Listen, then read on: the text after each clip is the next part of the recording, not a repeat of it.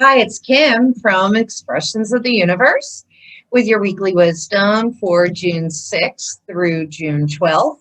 And we have a new moon and a solar eclipse coming this week on June the 10th. And good thing I checked. I thought it was Wednesday, but it's actually Thursday that's coming in at 6:53, 6:54 a.m. Eastern Standard Time. Adjust for your time zone. And I have some cards and stars for all of you. I'm going to pull cards for every sign, and I will also show you where this is occurring in the charts and maybe how it will affect all of us. Just taking a look at the upcoming week. Not only do we have the new moon and solar eclipse, we also have Mercury squaring Chiron and Venus squaring Chiron. So immediately that says to me that we are having to heal our thoughts, words, and our hearts, like our minds and our hearts.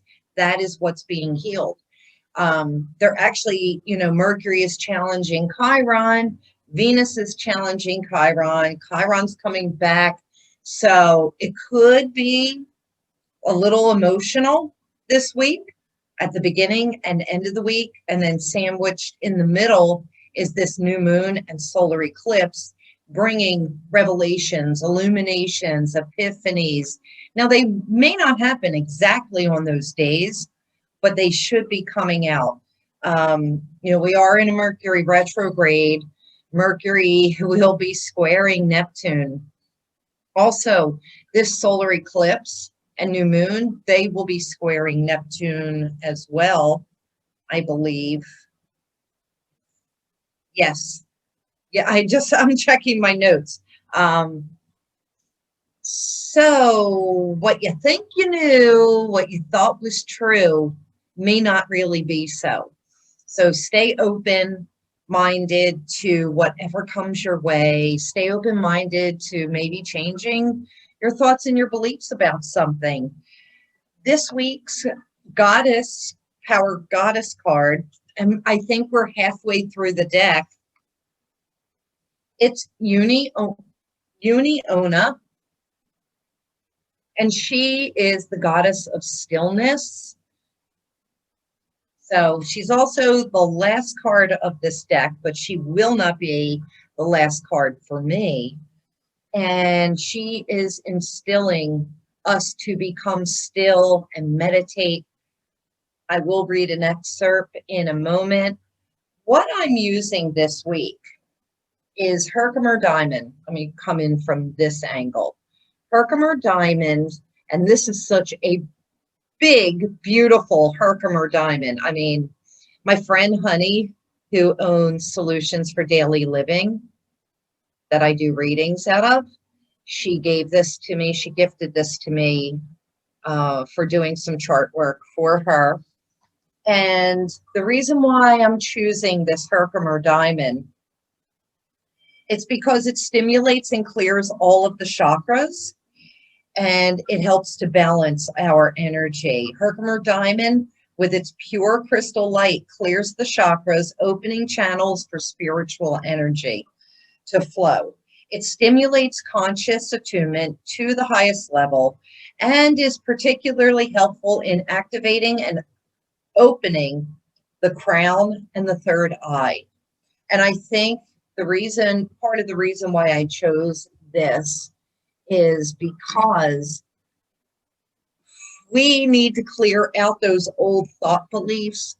We need to clear out the wounds within us, any kind of energy blockages that we may be having,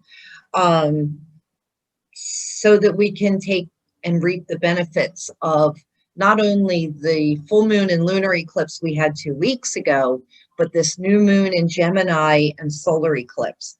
The new moon in Gemini and the solar eclipse will occur at 19 degrees of Gemini in the 12th house. I'll show you that chart in a moment. I just wanted to read an excerpt about Uniona, Yuki Onna, Mercury retrograde. You know, I'm having technical difficulties. My things aren't working. And then I can't even talk. All right, so the empowerment message for her, she's the Japanese goddess of winter. So that's why these colors. And it's interesting because on the 21st is the solstice or the equinox, the solstice, summer solstice here in the northern hemisphere. Oh my gosh, my mind, that's got to be like Mercury squaring Neptune. Is that I'm like foggy brained. But anyway, down in the southern hemisphere, it will be the beginning of winter. So what's interesting is she's calling us to practice daily meditation and stillness to prepare us for greater productivity and results.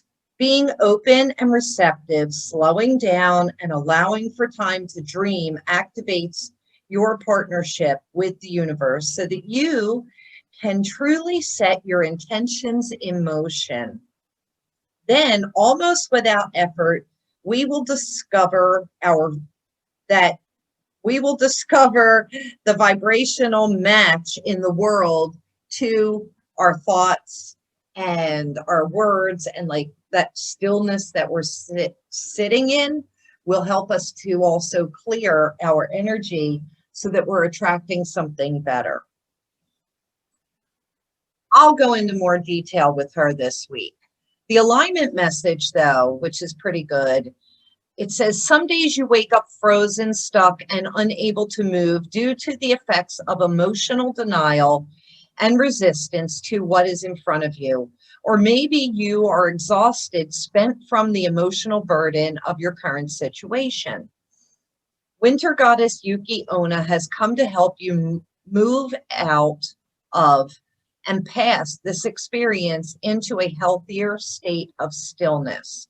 When you are frozen, it's the ego that is refusing to accept life on life's terms, potentially causing you fear and depression. A particular situation or person may be causing you to see yourself as a victim. The goddess Yuki Onna reminds you that this is but a temporary moment in the millions of moments in your life. The task she has for us is to answer one question. Will you trust the great goddess of the universe to be your active partner in co-creating? If so, slow down and let all of your troubles go, and you will see the miracles life has to offer you. So that's her message. And I'm just going to bookmark that real quick. Going to, you know what? No, let's do the cards. Let's do the cards right away. And then if I have a minute, maybe I'll show you the chart. So I'm going to use, I know these are the star seed cards, but I also have another deck in here. Rebecca Campbell, I believe these belong to. And I am just going to randomly pick a card from this deck for every sign. Check out your sun sign, your rising sign, your moon sign. And yeah, this isn't working for me today. I feel out of sorts. I'm wondering how all of you are feeling during this Mercury retrograde and that in-between space of the eclipses. Oh, I almost forgot. The Duke and Duchess of Sussex, Harry and Meghan, had their new baby girl on my birthday on Friday, June 4th, Lilibet Diana. And I pulled up her chart, did her chart. And that's the one great thing about royals, is that their date and time and place of birth is public information. So it's easy to get a chart. This kid is going to be something else. And I'm really curious to see what happens in 12 years, because she will be going through a Jupiter return very quickly. Actually, she'll be going through Jupiter return this year because Jupiter will be retrograding and then moving back over that placement. But she is a 14-degree Gemini with a 29-degree Leo ascendant and a 12-degree Aries moon that is conjuncting a 12-degree Chiron in Aries. And it's like, I feel like it can go either way. She's going to be a mover and a shaker and a communicator. I feel like she is going to expand the foreign lands, the foreign, relationship that she has, or, like that her parents have. There's a big play on that. So I was thinking about doing a separate video for that, but I just wanted to make that announcement. And let's get started. Let's pull your cards. Put my glasses back on. So for Aries, suns, risings, and moons, loosen your grip, coping mechanisms, density, addiction, and let God in.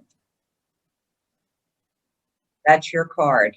That could be what you're going through. That's a little bit of a tough card, Aries, but with Chiron and Aries, we're all healing the I am. We're healing our egos. We're healing ourselves, especially the Aries. Taurus, suns, risings, and moons. It's the lifting the veil card, and this says questioning everything, anything unaligned must go. Oh my gosh, am I feeling that? I am feeling that. And we all know that I am now a Taurus rising, so that really resonates. Gemini, suns, risings, and moons. Karmic relationships. Orion energy, polarity, soul growth, and conflict. So this is really important, and it goes perfectly with the lunar eclipse from 2 weeks ago and this new moon in Gemini with the solar eclipse coming on June 10th. That's what this is all about, because the nodes of the moon are in Gemini and Sagittarius, and this solar eclipse is on the north node of the moon. And it's, remember, karmic relationships, Orion energy, polarity, soul growth, and conflict. So, I warned all of you that this would be, some very intense energy. Answer. You're not for everyone. Embrace your weirdness and face your north, your true north. Oh, that fly. So it's so funny when this comes up. You're not for everyone. You don't have to be everybody's friend. Everybody doesn't have to like you. And you have to accept that and be okay with that. And just know that, go ahead and be yourself, and your people will find you. Leo, it's jump in, and it says Andromedan energy, adventure, say yes to change. I feel as though a lot of Leos are really stuck in the muck a little bit. So go ahead, jump in, take the challenge, say yes to something new. Go ahead. You're being supported by the universe. Virgo, suns, risings, and moons, earth pulsing. I love that because, Virgo is earth sign. Pulse of the mother, slow down and take time in nature. I love that because, remember, Virgo is also co-ruled by Mercury and it's retrograde, so things could be a little now. All right, so what comes after Virgo? Libra, cracked open is your card, and it says rock bottom, surrender to the alchemy of life. So this is coming to the point of you just can't take anymore, and it's time to surrender. Allow your heart to crack wide open and be receptive to what's showing up. Interesting. The alchemy, the coming together and the balance of life. Scorpio, suns, risings, and moons. Star brothers. Interesting. It's Horus energy. Horus, Greek god Horus. Protection, loyalty, safety, and trust. And that really, to me, is so very Scorpion energy. So this is perfect. This is what you are coming into. So go ahead and embrace that. Sagittarians. Interesting. These are all starseed cards showing up, but even though I shuffled. Sag, sun, risings, moons. Forge, don't follow. Oh, love that for Sages. That's perfect for you, especially because the full moon we just had with the lunar eclipse was in Sagittarius. So perfect message for you. And it says, pave a new path, be the leader you wish you had. I love that. Where are my Saggies out there?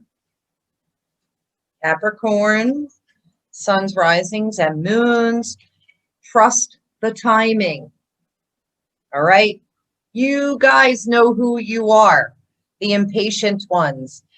Capricorns, trust the wave you came in on. Time is not running out.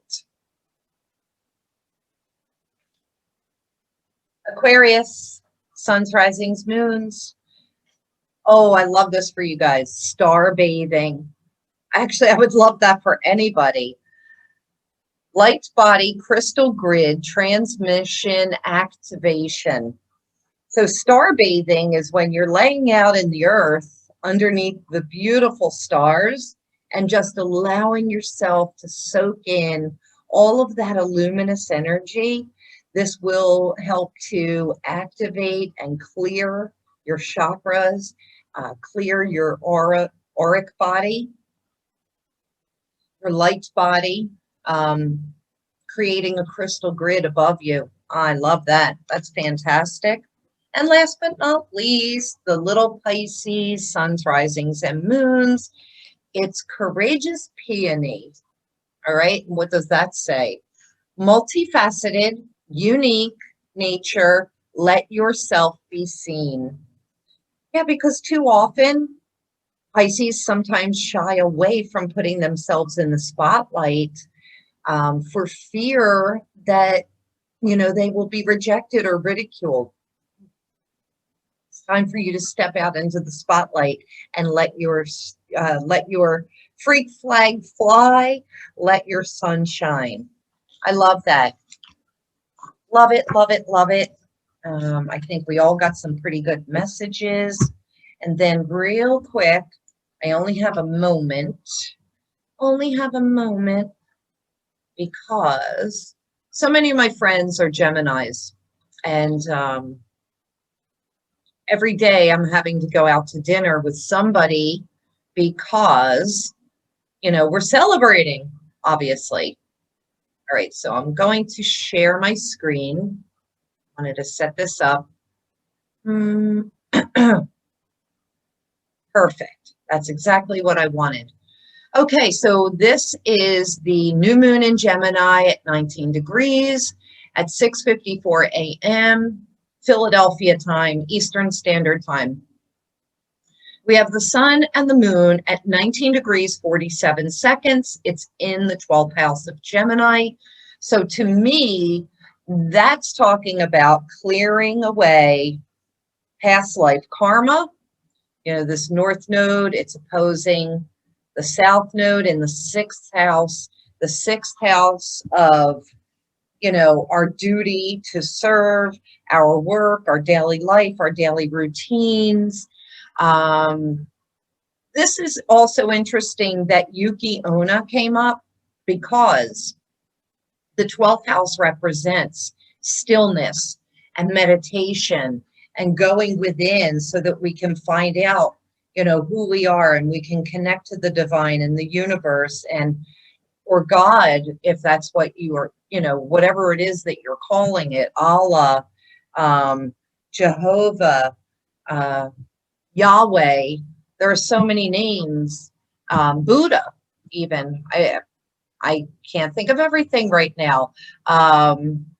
But that's what we're supposed to be doing. So, and you know, when I picked that Yuki Onna card, that was random. I shuffled and then I do my spread and then I just hone in on the one that shines. And that's what I pick. I don't go through the deck trying to match it up with anything because I feel that the card that is meant to be is what will come out. Now, I would like to take a look at what we're up against here. And for some reason, my screen, oh, my screen wouldn't move. So I want to look at, I'm going to view the current chart and grid. So this tells me, this shows me what's being squared. We have a lot of squares going on, so that's challenges. All of these red lines are oppositions and squares. So the 90-degree angle, that's a square. The 180-degree angle, that is an opposition. The blue lines, they are trines, sextiles, and whatnot. So, and conjunctions as well. So we have, obviously, the sun and moon are conjunct, which is right next to each other. But we also have Mercury retrograde conjuncting this new moon and the solar eclipse. What does that say to me? So to me, it's about clearing away our thoughts of the past. You know, we've got this north node up here as well. Remember too, that Mercury right here is also going to be squaring Neptune. And although it doesn't show here, Venus is going to be squaring Neptune, I believe, on Saturday, June 12th. Oh, no, it's Venus squaring Chiron. That's it. That's right. But just the same, Mercury squaring Neptune. Our thoughts are foggy, cloudy. We could be thinking so much in the past. We could be stuck in the past. And really, I think this illumination is for us to come to a place of acceptance, really wipe our boards, our slates clean, and start over from the beginning. That's so much easier said than done. But that's kind of what this last ditch effort is. I also want to point out that on June 14th, although that's next week's, Uranus will be squaring Saturn for the second time this year. So the first time was February 17th, where we had that culmination of everything that happened from the end of the year through January coming to a head with things in the news. So you can go back and check and see what was in the news, but go back, you can look on your phone and see like what photos you took are on and around that day, February 17th, because a lot of those same themes will be coming up. Let's see, Sun conjuncting Mercury, we just talked about that, trining Saturn. So the one interesting thing that I did notice is that Saturn will be squaring Uranus, obviously, we know that, sextiling Chiron, that's Juno, and trining the North Node. I feel as though it's like we're changing foundations. It's like, okay, this is your second time in to rip away some old foundations again, because we're trying to get to the bedrock in this. It's the old versus the new. And you're going to be shocked and surprised about some things that come out in the news, things that you thought that you believed 100% will be challenged. I'll tell you that right now. That doesn't mean that you are going to change your thinking, even with black and white solid proof and evidence, but just know that we are going to be hearing about, some crazy things. And I think, There's been a lot of talk in the news about UFOs, and I think that they're trying to cover that up again, saying, oh, it's really nothing. I think they're kind of testing the waters to see what the public's reaction is. Is it going to be fear or jubilation? And I think we want to hear this. We want to know. Let's see what else. Venus squaring Chiron. Yeah. Jupiter trining the ascendant. So really not a whole lot. Oh, so the ascendant, the rising sign is in Cancer with Venus in Cancer as well. So this should be really delicious, lovely, nurturing, home-based energy. It's in the first house, obviously. So definitely pour on the nurturing to the self. That will be essential. Also, I want to point out, Mars is spending its last moments in Cancer and getting ready to move into Leo. So things are going to get steamy and sexy and sultry. Mars will move into Leo on June 11th, the following day. So just one day later. So look for things to heat up and really start to get fun after we get past this week. That's really all I have for you all this week. I hope you enjoyed this. Have a beautiful new moon. It's time to let shit go. It is. And the days leading up to the new moon is the perfect time to let them go, because the moon is waning. The moon is getting rid of itself, so to speak. So this is when we're getting rid of stuff. You will have all the way up through Wednesday evening to purge emotional stuff, physical stuff, and just start to nurture, sit in the stillness. I'll try and get that Yuki Onna card posted on Facebook and Instagram so that you can get a better view of her and get some more detailed information. So I hope you like this video. Please share it with your friends. Subscribe to my channel. I don't know if the thing is down there. Check out my other videos. And as always, thank you. I will see you next week.